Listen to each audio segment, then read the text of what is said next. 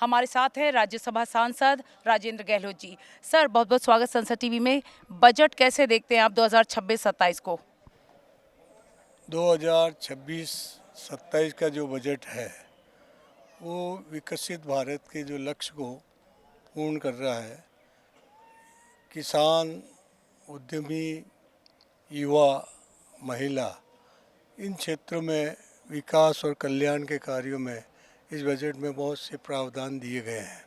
औद्योगिक क्षेत्र में जो अनेकों तरह के विकास के काम केंद्र रखे गए हैं, जैसे टेक्सटाइल पार्क, मेडिकल पार्क, अनेकों ऐसे कार्यक्रमों के माध्यम से उद्योग क्षेत्र के अंदर हमको काफ़ी आगे बढ़ने की संभावना है।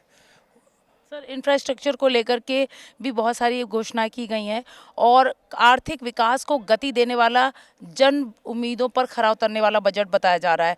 कैसे देखते हैं आप इंफ्रास्ट्रक्चर के लेवल पर? आर्थिक आधारभूत ढांचे में बहुत बड़ा परिवर्तन किया गया है, जिसके कारण आम व्यक्ति को राहत मिलेगी, चाहे वो कर्मचारी हो, चाहे वो व्यापारी हो, चाहे वो उद्यमी हो, इन सबको इसमें राहत मिलने वाली है। इसके साथ ही हमें आर्थिक क्षेत्र में हम हर क्षेत्र में आगे बढ़ रहे हैं।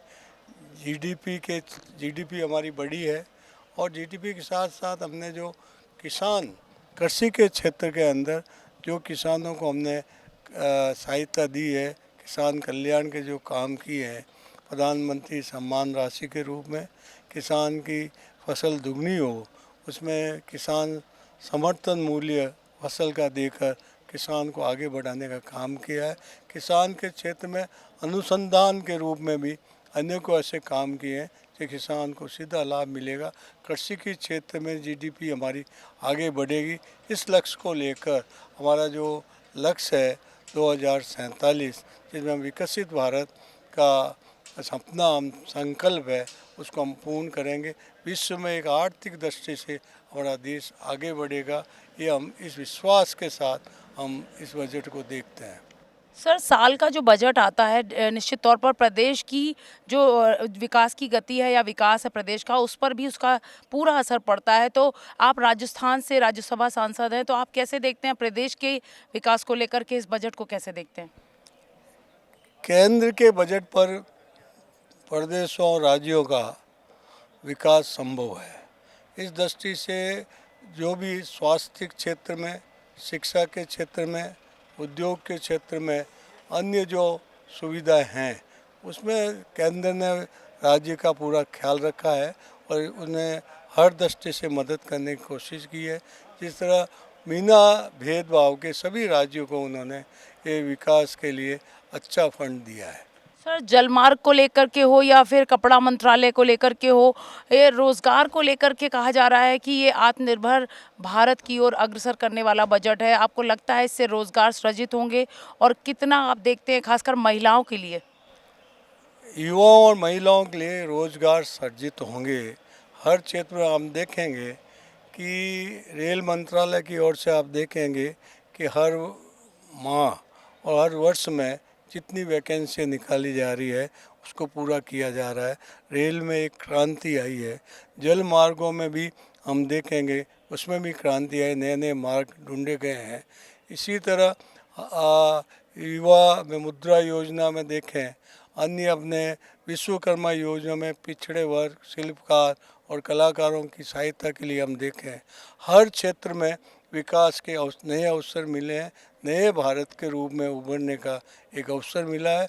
जो लोग ये सोचते थे कि भारत विश्व में एक शक्ति के रूप में उभरेगा, चाहे विदेशी, चाहे कोई भी है हो, चाहे कोई टैरिफ लगा दे, उस टैरिफ का असर इस बजट के माध्यम से समाप्त हो जाएगा। सर, संडे को बजट आया है और वित्त मंत्री निर्मला सीतारमण ने अपना 9वां बजट पेश किया है, क्या कहेंगे? देखिए, निर्मला जी ने जिस तरह से बजट नम्मा किया है, उसे आप ये 9 वर्षों में आप देखेंगे कि भारत की आर्थिक स्थिति बहुत उच्च लेवल पे गई है।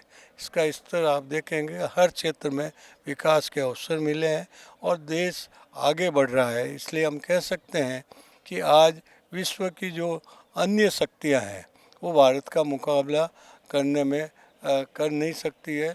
और धीरे धीरे हमारी जनसंख्या का आधार, हमारी आर्थिक और वित्तीय जो हमारी नीति है, उस आधार पर देश में अनेकों अवसर दिए गए हैं, चाहे वो पर्यटक क्षेत्र में हो, चाहे वो कृषि क्षेत्र में हो, चाहे उद्योग क्षेत्र में हो, चाहे कृषि क्षेत्र में हो, युवाओं को रोजगार देने का हो। हर क्षेत्र में भारत आगे बढ़ रहा है। इसलिए मैं बजट जिस तरह हमारे वित्त मंत्री ने पेश किया, उनको इस बात के लिए बहुत बहुत धन्यवाद देता हूँ कि उन्होंने हर वर्ग का, हर क्षेत्र का संतुलन बनाने की कोशिश की है। बहुत बहुत धन्यवाद संसद टीवी से बातचीत के लिए।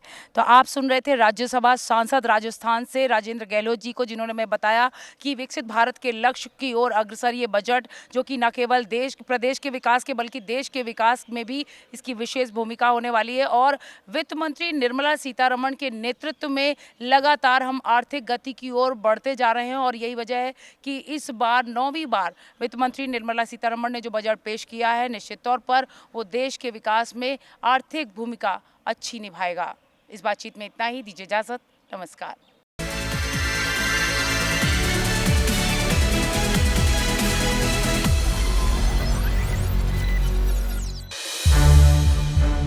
संसद टीवी के और भी प्रोग्राम्स देखने के लिए सब्सक्राइब करें हमारा YouTube चैनल और हाँ, इन्हें लाइक और शेयर करना ना भूलें।